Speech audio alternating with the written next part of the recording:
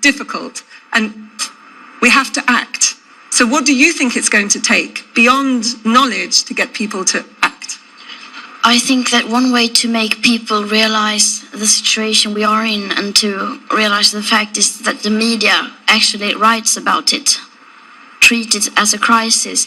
If one soccer game can gain more media than the climate crisis, then people will see that and say, oh, so soccer is more important than the climate crisis. So that means it's not that important. Absolutely. In fact, yesterday, obviously, we had David Attenborough unveiling the People's Seat and saying very explicitly that we're on the verge of a collapse of civilization.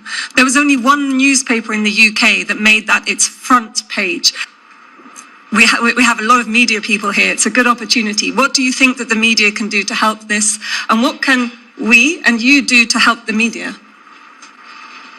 The media can start with writing about it all the time, or every headline, every front page only, because this is so important. People don't realize how important it is.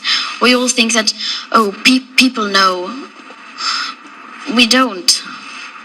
I think also the journalists need to get more activists themselves. Yeah, we meet so many journalists now, and we get the feeling, I believe, that most journalists covering this are so frustrated, and you know so much, and you really want to turn the world upside down. And we even meet a lot of other journalists who writes about all other things as well, because now Greta is famous in Sweden, so you get a lot of the mainstream media as well.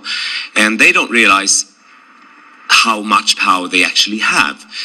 The journalist wants to write about it. The public service, for instance, in Western Europe have an enormous responsibility. Enormous, because there aren't that many public service news agents around the world. The few that do exist, in Sweden for instance, their responsibility is just on a biblical scale, because who else can do this?